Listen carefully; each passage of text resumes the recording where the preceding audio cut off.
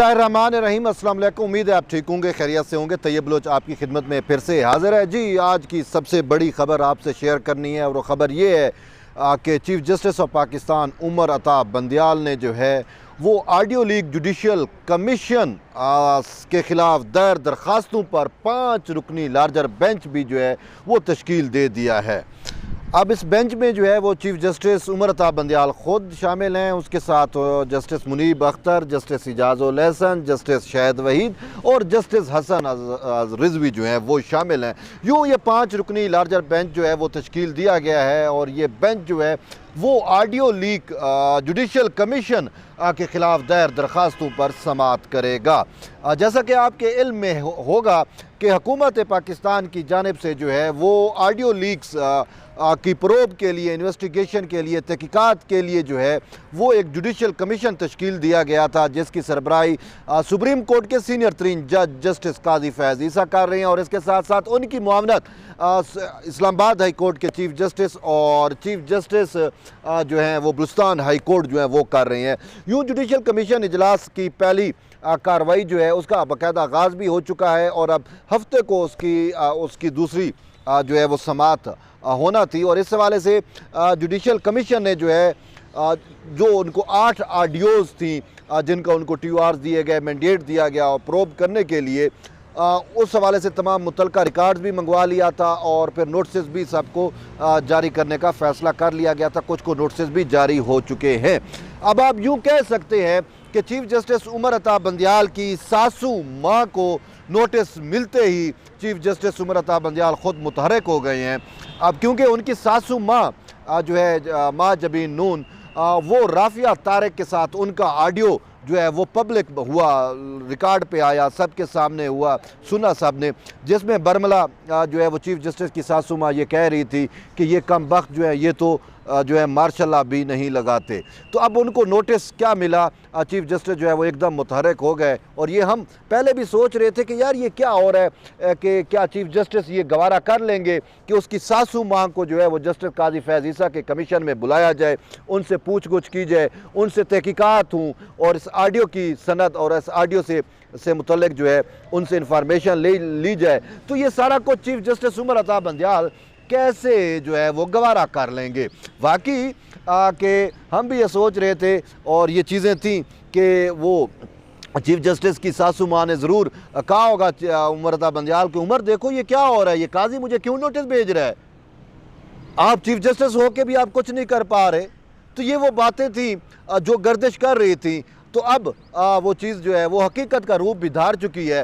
तो यूँ अब ये जो कमीशन बना है, ये कमीशन कल 11 बजे सुप्रीम कोर्ट में ही समाअत होगी। अब अगर आप बेंच की तश्कील देखें तो ये बात पहले ही ज़बान ज़द आम है कि जब भी कोई बेंच बनता है तो उससे आर्डर का पता चल जाता है कि क्या मुतवक्के आर्डर होगा। तो ये बेंच जो है इसमें तो सारे इमरानदार जजेज़ ही हैं, इसमें सारे वही जजेज़ हैं जिनके ऊपर ऑलरेडी इमरान खान की सहूलतकारी के जो हैं वो संगीन नोयत के इल्ज़ामात हैं और फिर चीफ जस्टिस ख़ुद इस मामले में इन्वॉल्व हैं, उनकी सासू माँ जो है वो बराह रास्त मुलव्विस है। तो फिर क्या चीफ जस्टिस जो है वो ख़ुद इस बेंच में बैठ सकते हैं, ये भी एक बड़ा सवालिया निशान है। इंसाफ के तकाज़ों को अगर देखना चाहिए तो उनको तो पहले इस मामले में पढ़ना नहीं चाहिए था।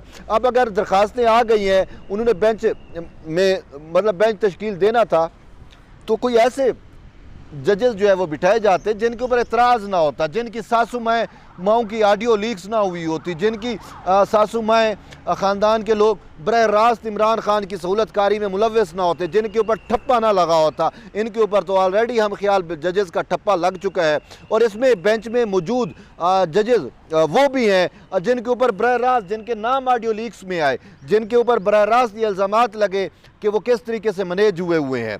तो उन जजेस पर मुश्तमिल ये बेंच तश्कील देना जो है ये तो साफ ज़ाहिर है एक बदनीयती ही हम इसे कह सकते हैं। तो बहरहाल अब कल ये बेंच बैठेगा, नोटिस जारी होंगे, लेकिन एक बात मैं अभी से आपको बता रहा हूँ जो लग रहा है कि कल ही जो है ये बेंच जो है ये जुडिशल कमीशन की जो इन्वेस्टिगेशन चल रही हैं, ऑडियो लीक से मुतल्लिक जो नोटिस जारी हो रहे हैं उस पर जो है ये बेंच स्टे ऑर्डर दे देगा, हुक्म इम्तना जारी कर देगा। बेन है इसी तरीके से जिस तरीके से इसने पार्लिमान की कानून साजी के खिलाफ हुक्म इम्तना दिया था।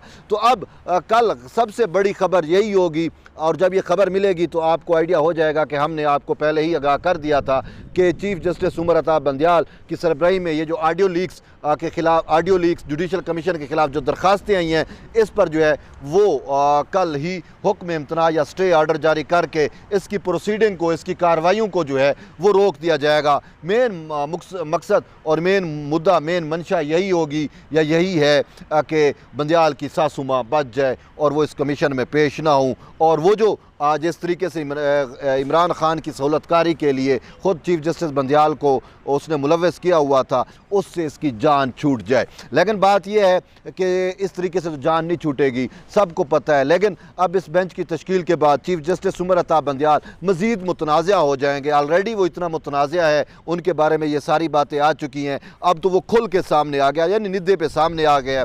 पहले भी वो कह रहा था कि हमें कोई परवाह नहीं, कोई कुछ भी करता रहे। तो अब जो है इस बेंच की तश्कील के बाद और फिर अगर ये कल स्टे ऑर्डर जारी करते हैं तो वो उससे मामलात जो हैं वो मज़ीद संगीन होंगे।